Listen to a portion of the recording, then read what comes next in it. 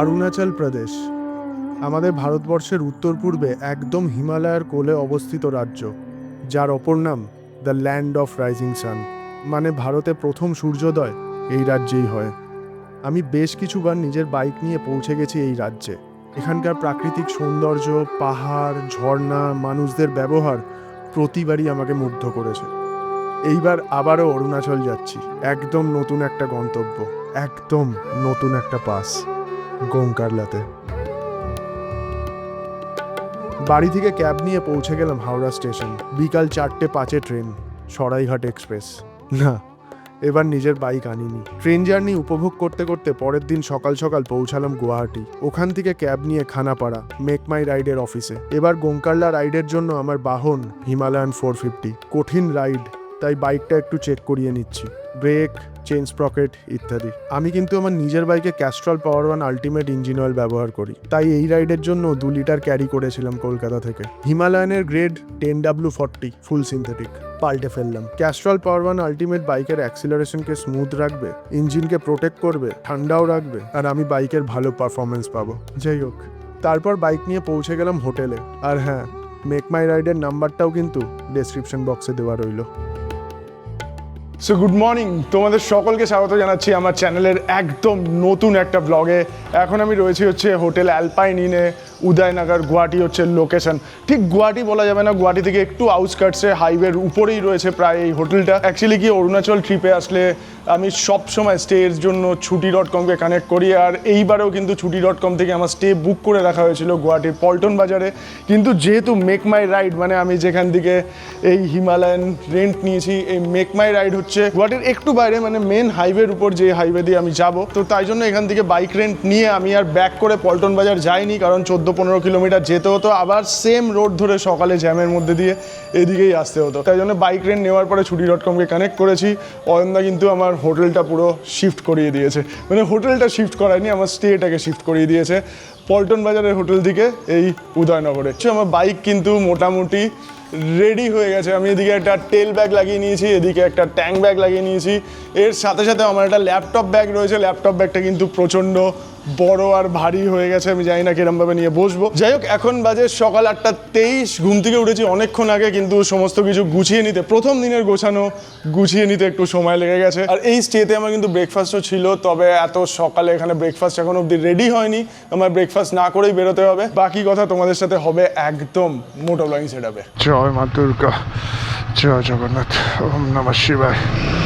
এই হচ্ছে হোটেল। হোটেলটা কিন্তু বেশ ভালোই ছিল স্টেটা। এর জিপিএস মেরে নিয়েছি আমি, কারণ এই হাইওয়েটা ওঠা একটু মুশকিলের, ভেতরের রাস্তা দিয়ে কোন দিকে চলে যাবো, তাই জন্য জিপিএস মেরে নিয়েছে। হাইওয়েতে উঠলে আমার মোটামুটি কোনো অসুবিধা হবে না। একদম তেজপুর ক্রস করার পরে আমাকে ভালুকপংয়ের জন্য একটুখানি দেখতে হবে, বাকি সব ইজি আমার কাছে। এই রাস্তা দিয়ে আমি অনেকবার যাতায়াত করেছি, তাই জন্য অসুবিধা কিছু হওয়ার কথা নয়। সকাল 9:12 আর বেরিয়ে পড়লাম আজকে আমাদের জার্নিতে। আজকে জার্নি সম্বন্ধে তোমাদের সমস্ত কিছুই বলছি, তবে আগে হাইওয়েতে উঠি। NH 27 লাইফে কতবার উঠবো NH 27-এ।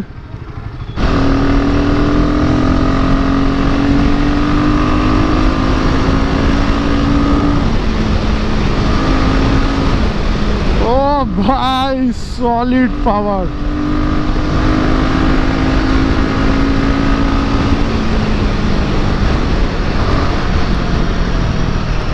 এই ট্রিপে আমি কিন্তু হিমালয়ানের একটু রিভিউ করব, মানে ছোট্ট আমার পয়েন্ট অফ ভিউ থেকে হিমালয়ান কিরম লাগলো পুরো ট্রিপটা চালিয়ে। বিশেষ করে লাস্ট ব্লগে সেটা হবে, এর আগে হবে না। যারা এটার উপরে ইন্টারেস্টেড তারা কিন্তু লাস্ট ব্লগ অবধি অবশ্যই ওয়েট করে থাকবে। গুয়াহাটিকে কিন্তু আমরা পেছন দিকে ছেড়ে গেলাম, গুয়াহাটির দিকে আর গেলাম না। তোমাদের প্রথমে বললাম একটু গুয়াহাটির বাইরে রয়েছি, আর সুবিধা হয়েছে যে কালকে আবার গুয়াহাটি পল্টন বাজার অবধি আমাকে ব্যাক করে যেতে হয়নি, নাহলে এখন গুয়াহাটি ক্রস করতে অনেকটাই সময় লেগে যেত সকাল 9টার সময়। ফিউল আপ করে নিতে হবে। আমাদের ওয়েস্ট বেঙ্গলে এখন পেট্রোলের দাম 113 টাকা, আর আসামে পেট্রোলের দাম কত দেখবো এখন। 105.75 হচ্ছে পেট্রোলের লিটার। ফুল ট্যাঙ্ক দেনা পড়েগা। Full tank. প্রথমেই তোমাদের বলে দিই আজকে আমাদের গন্তব্য হচ্ছে অরুণাচল প্রদেশের সাংতি ভ্যালি, মানে আজকে আমরা আসাম থেকে অরুণাচল প্রদেশে এন্টার করে যাব। পাহাড়েও কিন্তু আমাদের বেশ কিছুটা রাইড করতে হবে আজকে।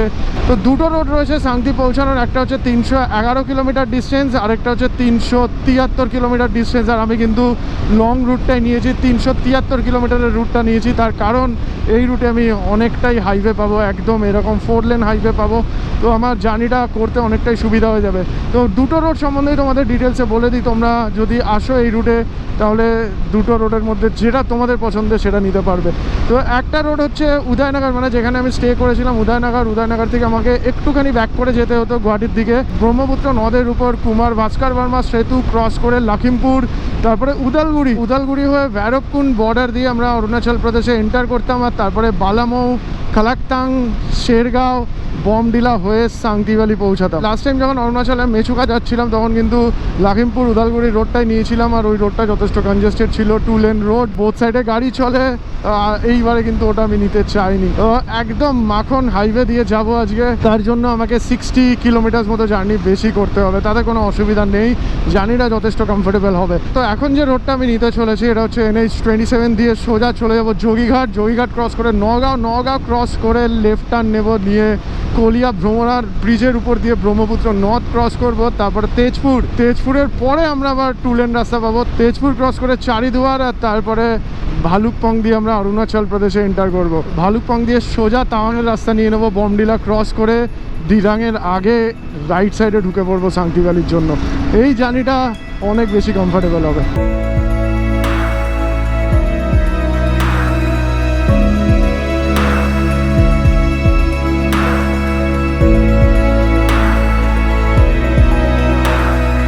আজকে কিন্তু আমার জার্নি যথেষ্ট কঠিন, আমাকে টোটাল 375 কিলোমিটারের জার্নি করতে হবে, তার মধ্যে 175 কিলোমিটার পাহাড়ে।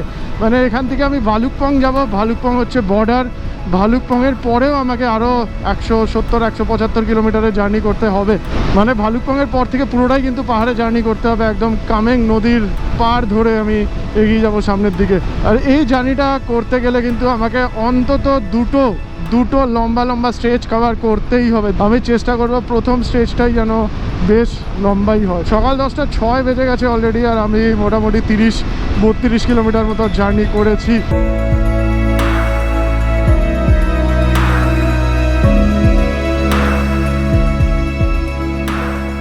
সকাল 10:51 বাজে এখন, আর এখনও অবধি আমরা কিন্তু 100 কিলোমিটারের বেশি রাইড করে ফেলেছি, 101 কিলোমিটার মতো রাইড করে ফেলেছি। দারুণ রাইড হয়েছে। লাস্ট যে শটটা তোমরা দেখলে, যেটা ইনস্টা 360-তে নেওয়া, মানে মনে হচ্ছিলো যেন অন্য কেউ নিয়েছে শটটা, ওই শটটার পর ইনস্টা 360 ঢুকিয়েছি ব্যাগের মধ্যে, আর তারপর থেকে ননস্টপ কিন্তু প্রায় 80 কিলোমিটার রাইড করে ফেলেছি। খুব রেয়ার 110, 95-100-100-100তে রাইড করছি। এই জাস্ট কিছুক্ষণ আগে আমরা লেফট সাইডে নওগাঁ টাউনকে বাইপাস করে এলাম, মানে ভেতর দিকে নওগাঁ টাউন ঢুকে যাচ্ছিলো, আমরা হাইওয়েতেই থেকে গেলাম। এই হাইওয়ে দিয়ে সোজা খানিকটা গিয়ে আমরা লেফট টার্ন নেব। কাজিরাঙা 67, তেজপুর 57, ডিব্রুগড় 315, জোনার চলে যাচ্ছে সোজা, আর আমরা নিয়ে নেব লেফট টার্ন মানে তেজপুরের দিকে। কাজিরাঙাও কিন্তু সোজা চলে যাচ্ছে।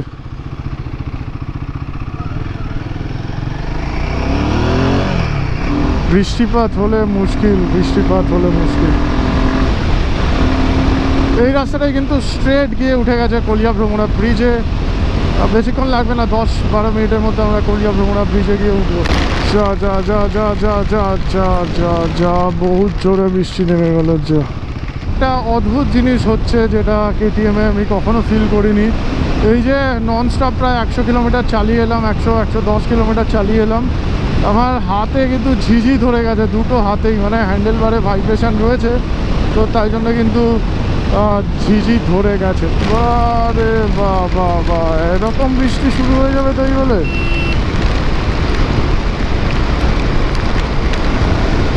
হঠাৎ করে বৃষ্টি নেমে গেছে। আমার যেহেতু রেনকোট এখানে বাঁধা ছিল, তো হঠাৎ বৃষ্টিতে এটা খোলার সময় পাইনি। আর যাই হোক, কিছুক্ষণ আমি এখানে দাঁড়িয়েছিলাম, তার মধ্যে গোপ্রোকে একটু ওয়াটারপ্রুফ বানানোর চেষ্টা করেছি, আমি জানি না জল টল ঢুকে গেছে নাকি। এখানে দাঁড়িয়ে বাইকের সাথে 2-একটা ফটো তুলে নিয়েছি, ভাইয়ারা রয়েছে এখানে, ওরা ফটো তুলে দিয়েছে আমাকে। থ্যাংক ইউ फोटो खींच देने के लिए। आपका नाम क्या है? मेरा नाम है वैदिक। आपका? मेरा नाम भाग्यजीत। भाग्यजीत? भाग्यजीत, मेरा भाग्य अच्छा होगा फिर। ठीक है, थैंक यू। ভাগিয়া জি জানি না বৃষ্টি হবে নাকি, এখন তো রেনকোট কিছু পরলাম না, দেখা যাক আবার বৃষ্টি নামলে কোনো জায়গায় দাঁড়িয়ে রেনকোট পুরো পরে নেবো। কলিয়া ভ্রমরা ব্রিজ প্রায় 4 কিলোমিটার লম্বা একটা ব্রিজ, এই ব্রিজ এখন ক্রস করে আমরা তেজপুরের দিকে যাব। তেজপুর এখান থেকে 14 কিলোমিটার, আর সকাল 11:57 বাজে, আর আমি এখনও অবধি মোটামুটি 150 কিলোমিটারের কাছাকাছি জার্নি করে ফেলেছি। ব্রহ্মপুত্র নদ দেখার মতো লাগছে। এখান থেকে ভালুকপাঙ্গের ডিস্টেন্স হচ্ছে 70 কিলোমিটার যেতে 1 ঘন্টা 1.5 ঘন্টা কাছাকাছি সময় লাগবে। রাস্তা আপাতত কিছুক্ষণ পরে আমরা 2 লেন পেয়ে যাবো। বৃষ্টিটা এসে আমার 15 মিনিট মতো সময় নষ্ট করে দিয়েছে, তবে হাতের ঝিঝি ধরা ভাবটা একটু কমেছে 15 মিনিট যেহেতু রেস্ট নিয়েছি এখানে। ব্রহ্মপুত্র নদের মাঝখানটা এরকম সবুজ হয়ে আছে, সবুজ ঘাস দেখা যায়, মনে হচ্ছে একটা ছোট্ট ধান ক্ষেত, চড়া পরে এরকম ভালো হয়েছে।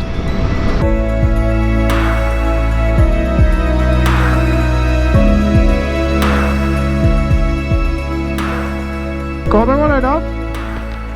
হ্যাঁ 90, এত বেশি কেন?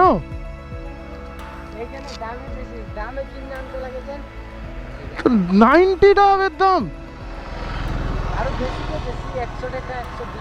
অনলাইন হয়, অনলাইন কচি দেখে হবে, কচি।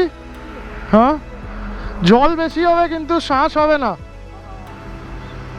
90 টাকা, খুব জোরে জল তেষ্টা পেয়েছে, যেহেতু হাইড্রেশন ব্যাগ গোটানো রয়েছে পেছন দিকে, জল নেই, দাঁড়ানোও হয়নি। রাস্তার মাঝখানে ডাব দেখতে পেলাম, হেলমেট না খুলে পাইপ দিয়ে টুকটুক করে খেয়ে নেবো। স্ট্র আছে? পাইপ। হ্যাঁ, তুই বাঙালি না অসমিয়া?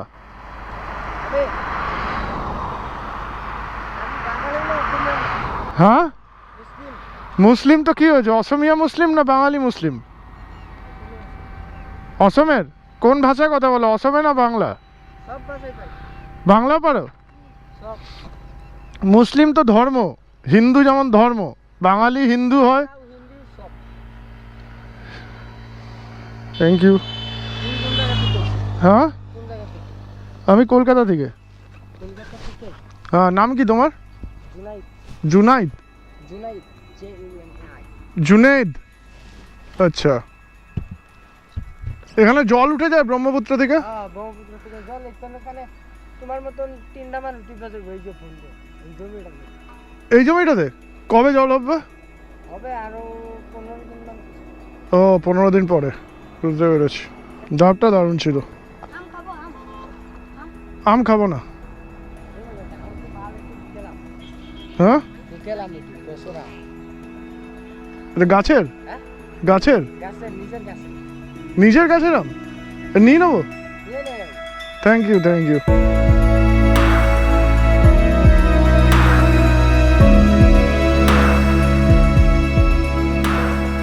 তেজপুর সিটিকে কিন্তু আমরা বাইপাস করে দিয়েছি, এখন বিশ্বনাথ চারালির দিকে যাচ্ছি। তবে বিশ্বনাথ চারালি অবধি যেতে হবে না যতদূর সম্ভব। তেজপুর সিটি, তেজপুর টাউন ছিল লেফট সাইডে, এই লেফট সাইডে নিয়ে নিতে হবে ভালুকপং।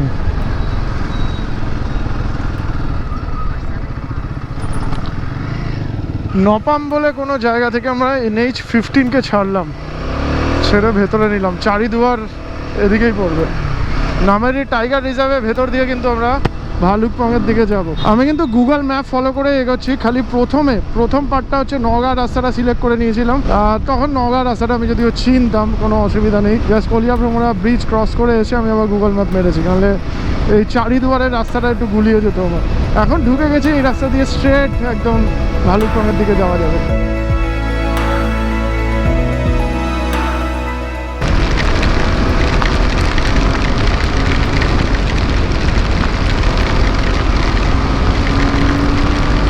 দারুণ লাগছে কিন্তু চা বাগানটা দেখো, পুরো গ্রিন।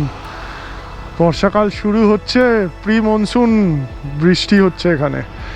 ওরে বাবা, আমার এদিকে একটা কবরস্থান, খ্রিশ্চানদের কবরস্থান। দেখো, এই হচ্ছে আমাদের দেশ।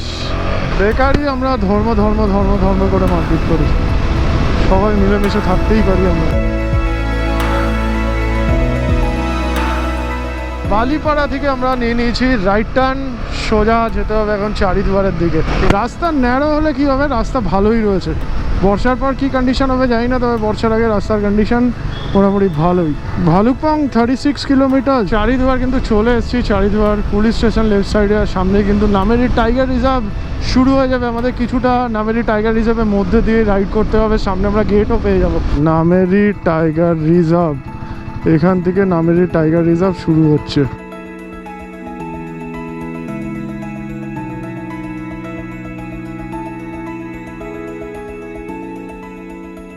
জিয়া ভরলি নদী আমরা পেয়ে গেছি। অরুণাচলে কামেং আর আসামে জিয়া ভরলি। সামনে পাহাড়ের রেঞ্জ দেখতে পাচ্ছি, ভালুকপংয়ের কাছাকাছিও পৌঁছে গেছি আমরা। আজ প্রায় 225 কিলোমিটার মতো রাইড করেছি আর ঢুকছি অরুণাচল প্রদেশে। পারমিট আপকো দিখানা হ্যায়? দাঁড়াও পারমিট দেখাই। পারমিট আমাদের ছুটি.com-এ অয়নদাই বানিয়ে দিয়েছে, মোটামুটি পারমিটটা শো করি। Welcome to the land of rising sun. যাও ভালুকপংয়ে এসে এখানে একদম নিজে দাঁড়িয়ে থেকে পারমিট বানানো যায়। 200-300 টাকা খরচা হবে হয়তো পারমিটের জন্য। আমারটা অয়নদা বানিয়ে রেখেছিল, ডকুমেন্টস আমি প্রোভাইড করেই রেখেছিলাম। বাইকের কোনো পারমিট লাগে না, নিজের মানে মানুষের permit, ILP inner line permit.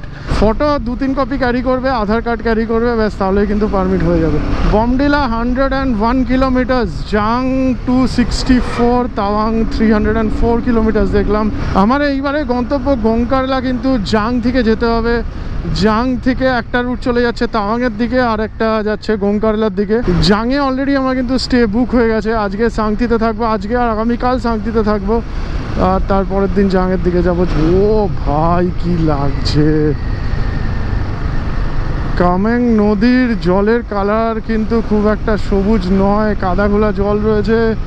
কাদা গোলা জল, তার কারণ উপরে বৃষ্টিপাত হচ্ছে মনে হচ্ছে। সব নদীর জলই কালো হয়ে গেছে, মানে কাদা গোলা ঘোলাটে হয়ে গেছে। इंडियन ऑयल पेट्रोलेर दाम कत अभी 99 दाम कब से हुआ है इधर? 2 हफ्ता पहले कितना था? 92। बाप रे बाप। 1130 টাকার পেট্রোল গেছে। 1130 টাকা মানে মাইলেজ কিন্তু যে খুব ভালো সেরকম নয়, মানে 20-22 মাইলেজ দিয়েছে। তবে আমি চালিয়েওছি, ভালোই স্পিডে বাইক চালিয়েছি। রে ভাই ফুল কাদা, ও ঝর্ণাটাও দারুণ লাগছে। ডান দিকে দেখলে হবে না, এখন এদিকে কনসেন্ট্রেট করতে হবে। চাকা পুরো স্লিপ করছে।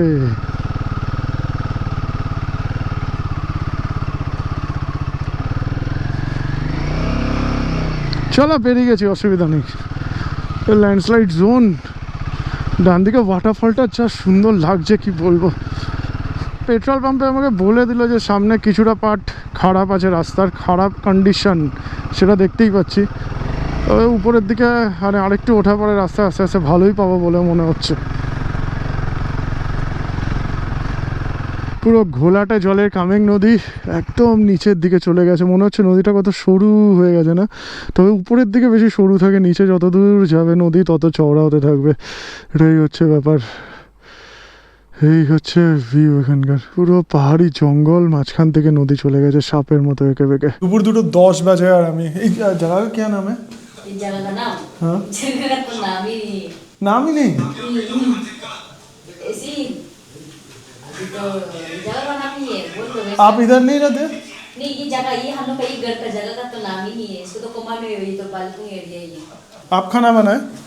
क्या जो आप खाना बनाए क्या? ओ खाना खाना? मम्मी ने बनाया। মাম্মি না বানায়? আচ্ছা। তো এই জায়গার নাম কি সেটা আমরা কেউ বলতে পারছি না, মানে এখানে যারা রয়েছেন ওরা কেউ বলতে পারছে না জায়গার নাম। आप इधर रहते हो, जगह का ही नाम मालूम नहीं है आपको? नहीं, हम बोले कि इसको देख इस बड़ी कैम बोलते हैं, पर कोई मतलब ये लोकेशन का कुछ नाम है क्या? ओ हाँ सुपारी कैम। সুপারি? हाँ सुपारी कैम।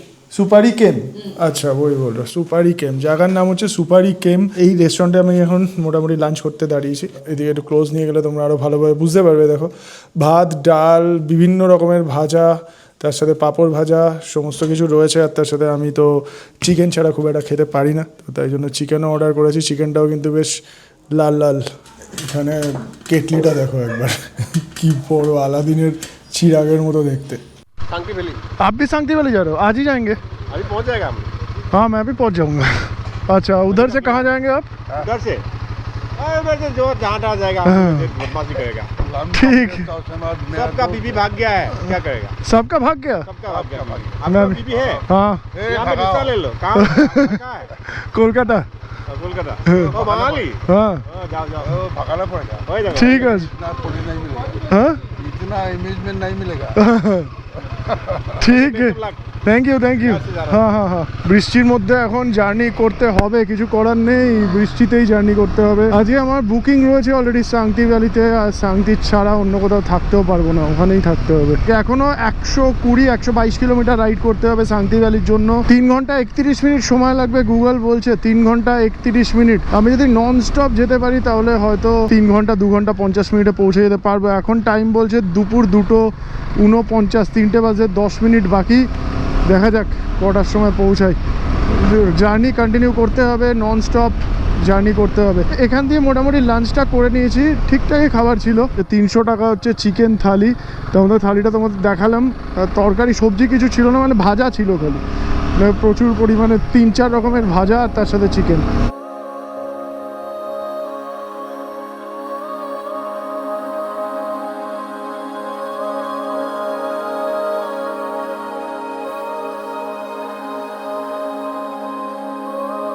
After 2 steps. উফ, চরম লাগছে জায়গাটা। জাস্ট মেঘ পুরো গ্রাস করতে পারেনি পাহাড়টাকে, পাহাড় উঁকি মারছে উপর থেকে। এইদিকে দেখো পাহাড়ের চূড়াগুলো পুরো মেঘে ঢাকা, পুরো মেঘে ঢাকা, মানে বিশাল আকৃতি মাউন্টেন রেঞ্জ রয়েছে কিন্তু সামনে, বিশাল আকৃতি। মেঘ কিন্তু রাস্তার মধ্যে ঢুকে পড়েছে। ঠিক আছে, পাহাড়ে এসব হয়, তবে আপাতত যা কন্ডিশন দেখছি খুব একটা অসুবিধা হবে না। এ দেখো পুরো মেঘ ঢুকে আছে, ভিজিবিলিটি একটু কম এই জায়গাটায়, স্লো করে নিতে হবে।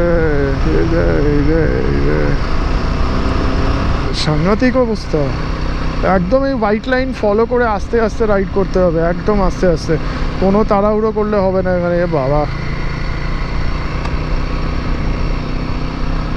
গাড়ি ফাড়ি সব দাঁড়িয়ে গেছে। এ কি তো সাংঘাতিক কন্ডিশন। এইরকম যদি হয় তাহলে আজকে শান্তি ভ্যালি পৌঁছানো খুবই মুশকিল হয়ে যাবে। 10 ফুটের বেশি ভিজিবিলিটি নেই, জানি না কতক্ষণ এরকম রাস্তা ফেস করতে হবে। বাবা, বাদিকে বা পাথর টাথর পড়ে আছে দেখতে পাচ্ছি, সাংঘাতিক। হেলমেটে ভাইজার নামিয়ে রাখা যাচ্ছে না, তার কারণ হচ্ছে ভেপার জমছে না, বাইরের দিকে জলের ছিটা পড়ছে, তো তাই জন্য দেখতে অসুবিধা হচ্ছে। আর হেলমেটে ভাইজার খুললে চোখে এসে জলের ফোঁটা লাগছে আর খুব চাপ হয়ে যাচ্ছে, চোখ দিয়ে জল বেরিয়েই যাচ্ছে। বাদিকে একটা ঝর্ণা আছে, হু করে জল পড়ছে। তো আমার মনে হচ্ছে আরেকটু এগালে ওয়েদার ক্লিয়ার পাবো আমরা। এই পাহাড় থেকে ওই পাহাড়ে যখন উঠে যাবো, ওই পাহাড়ে খাঁজে যখন ঢুকবো তখন ওয়েদার ক্লিয়ার হয়ে যাবে। এখানে আবার হোয়াইট লাইনটাও নেই, মুশকিল হয়ে গেছে আরও। যদি এরম জার্নি করতে হয় তাহলে কিন্তু প্রচুর লেট হয়ে যাবে। একে ওভারটেক করলে আমি মোটামুটি 35-এর উপরে চালাতে পারবো, কিন্তু ওভারটেক করার চান্সই পাচ্ছি না। ওভারটেক করতে যাবো, দেখবো অপোজিট সাইড দিয়ে গাড়ি চলে এলো, তখন হয়ে যাবে মুশকিল। দেখো অবস্থা দেখো, সাংঘাতিক পরিবেশ।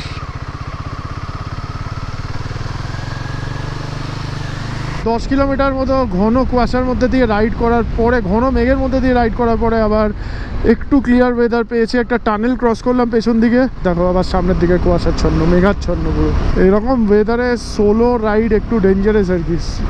যদি রাস্তায় কিছু ঘটে, কিছু হয়, কেউ খুঁজেও পাবে না এখন।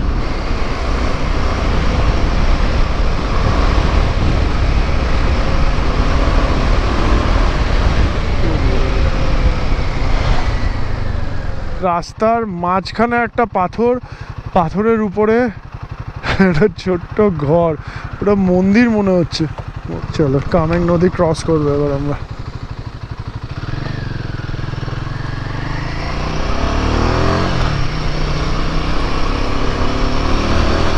Bomdila 34 kilometre, Dirang 77 kilometre. দিরাং থেকে সাংতি আরও 14-15 কিলোমিটার মতো হবে। মানে আমাকে এখনও অবধি প্রায় 90 কিলোমিটার, 90-95 কিলোমিটারের কাছাকাছি রাইড করতে হবে। দুপুর 3:51 বাজে। এই যে নাগ মন্দির, টেম্পল অ্যাহেড, নাগ মন্দির, রক্ষা করো ঠাকুর, নাগ দেবতা মন্দির।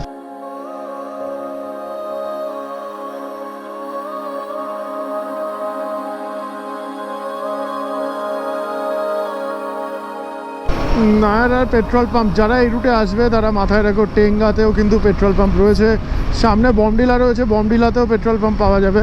পেট্রোল পাম্পের অসুবিধা এখানে নেই, ভালুকপং থেকে তেল ভরিয়ে নিলে তাওয়াং অবধি বেরিয়ে যাওয়া যাবে, যদিও আমি তাওয়াং যাচ্ছি না।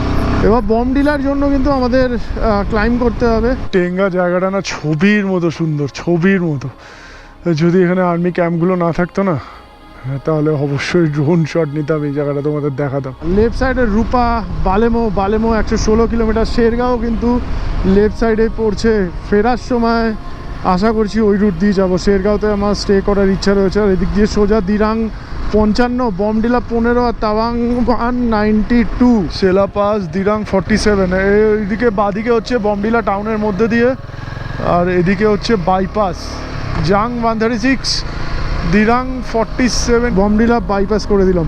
তো এখানে দেখো রাস্তাগুলো তৈরি হয়েছে, এই রাস্তার তলায় আবার একটা টানেল মতো রয়েছে, আর সিঁড়ি করা, পুরো সিঁড়ি করা। এই সিঁড়িটা আবার কানেক্ট করছে উপরের পার্টটার সাথে, আমাদের এরকমভাবে আস্তে আস্তে ক্লাইম করতে হবে।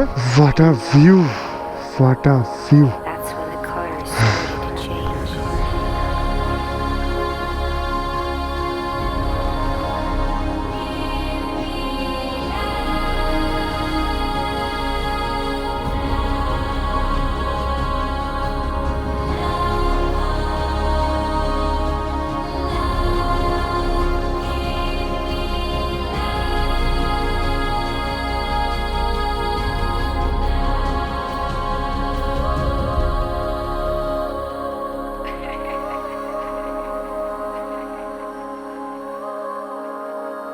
জাস্ট 5-7 মিনিটের মধ্যে কি হয়ে গেল, আমাকে এই রাস্তা দিয়ে যেতে হবে।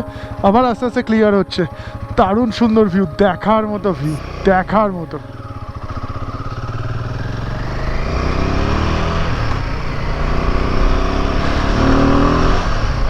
দেখো বাদিকে বমডিলা টাউন চলে যাচ্ছে, আর আমি নিচের দিকে নিয়ে নিলাম, মানে দিরাংয়ের দিকে। এখন কিন্তু আমাদের যথেষ্ট নিচে নামতে হবে। অলরেডি আমরা অনেকটা ক্লাইম করে উপরে চলে এসেছি, এখন নিচে নামবো হু করে। 40 কিলোমিটার এখনো দিরাং এখান থেকে।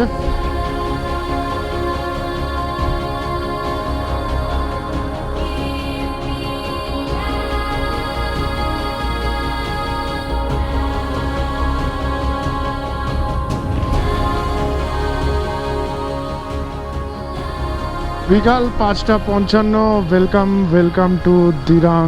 এই যে লেফট সাইডের রাস্তাটা, এটা চলে যাচ্ছে মান্ডালা টপ, ওই উপরে রয়েছে মান্ডালা টপ। আমি দিরাং পুরোপুরি দিরাংয়ে ঢুকবো না, দিরাং বাজারের দিকে যাব না, তার আগে থেকেই রাইডটা নিয়ে নেবো সাংতির জন্য। আর এখান থেকে আমার সাংতি ভ্যালি স্টে হচ্ছে 11 কিলোমিটার। আমাকে এমনিতে গোংকাল্লার জন্য স্ট্রেটই যেতে হবে, কিন্তু এইবারে আমি দিরাংয়ে আর থাকলাম না। এবারে যখন প্ল্যান করছিলাম অয়নদাকে আমি সাংতি ভ্যালির কথাই বলেছি, তো অয়নদা সাংতিতেই আমার স্টে অ্যাভেলেবেল করিয়েছে। দেখো আমি নিচের দিকে নিয়ে নিলাম, বাদিকে দিরাং চলে গেল। এখান থেকে 10 কিলোমিটার, 30 মিনিট লাগবে 10 কিলোমিটার যেতে।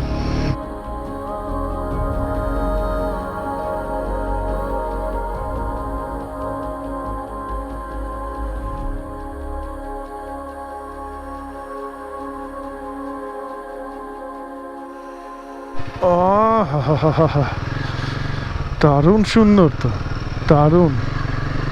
সাংতি ভ্যালিতে আমি এর আগে অনেকবারই এসেছি, কিন্তু এত দূর আসিনি।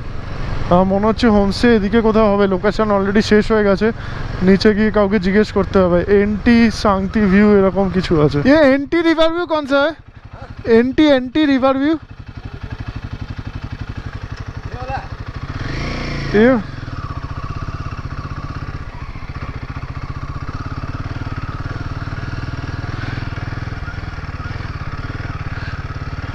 हेलो, मेरा एक बुकिंग है वैदिक चैटर्जी से नाम से। हाँ हाँ हाँ, ये वाला ही। সাংতি ভ্যালিতে আজকে আমার স্টে দেখে কিন্তু আমার মন পুরো খুশ হয়ে গেছে। দারুণ সুন্দর একটা লোকেশনে, দারুণ সুন্দর একটা স্টে, পুরো চারপাশে পাহাড় দিয়ে ঘেরা, পাশ থেকে নদী বয়ে যাচ্ছে, মাঝখানে ধান ক্ষেত রয়েছে, দারুণ সুন্দর একটা ভ্যালি। এখানে আমি 2 দিন থাকতে চলেছি, আজকে এবং আগামীকাল পুরোটাই আমি এখানে স্টে করব। দেখা যাক কোনো অ্যাক্টিভিটি এখানে করা যায় নাকি, সেটা আগামীকালের ব্লগে তোমাদের দেখাবো। সাংতি ভ্যালি দিরাং থেকেও ভিজিট করে আবার দিরাং ফেরত যাওয়া যায়, কিন্তু যারা সাংতি ভ্যালিতে এসে থাকবে কী কী অ্যাক্টিভিটি করতে পারো, কালকে আমি মানে আগামীকালের ব্লগে চেষ্টা করবো সেগুলো দেখিয়ে দেবো। তো আপাতত একটুখানি রিল্যাক্স করব, একটুখানি ল্যাপটপ খুলবো, ডেটা কপি করব, আর তার সাথে সাথে এডিটিং করার চেষ্টা করবো। এখানে ওয়াইফাই আছে কিন্তু খুব পুয়ার নেটওয়ার্ক, সেরকম কিন্তু কানেকশন পাওয়া যাচ্ছে না। তোমাদের যেরকম বলছিলাম যে এইবারে আমি কোথায় কোথায় থাকবো সেটা অয়নদার সাথে ডিসকাস করেছিলাম, ছুটি.com-এ অয়নদা। তো অয়নদাই কিন্তু এই স্টেগুলো অ্যারেঞ্জ করে দিয়েছে। অয়নদা ছুটি.com হচ্ছে ট্রাভেল এজেন্সি, তো ট্রাভেল এজেন্সি পুরো অরুণাচলে বলতে পারো খুব রিমোট থেকে শুরু করে একদম অফবিট লোকেশন থেকে শুরু করে পপুলার ডেস্টিনেশন সব জায়গায় কিন্তু ট্রিপ অর্গানাইজ করে। তো তোমাদের যদি দরকার লাগে অয়নদার সাথে কথা বলে নিতে পারো, ডেসক্রিপশন বক্সে নাম্বার দিয়ে রাখলাম। কীরকম এক্সপেন্সেস আছে সেটা নেক্সট ব্লগে বলবো, এই ব্লগে আর বেশি কথা বাড়াচ্ছি না। দারুণ সুন্দর একটা রাইড করে এসেছি, এবার একটুখানি পাকোড়া আর তার সাথে সাথে কফি খাবো। আপাতত এই ব্লগটা এখানেই শেষ করছি। ভিডিওটা যদি ভালো লাগে অবশ্যই একটা লাইক করো, যদি বেশি ভালো লাগে তাহলে নিজেদের চেনা জানা বন্ধু বান্ধব ফ্যামিলি মেম্বার সবার সাথে শেয়ার করে দিতে পারো। গোংকারলা কিন্তু আসছে সামনের দিকে, নতুন একটা লোকেশন, সেই সম্বন্ধে তোমাদের অনেক ধারণা দেওয়ার চেষ্টা করব। তো যারা গোংকারলা ফিউচারে প্ল্যান করবে তারা কিন্তু একদম মন দিয়ে খুঁটিয়ে খুঁটিয়ে ব্লগটা দেখো। তো চলো আজকে আমাদের এখানেই শেষ করছি। টাটা, take care and good night from Shanti Valley, Dirang, Arunachal Pradesh.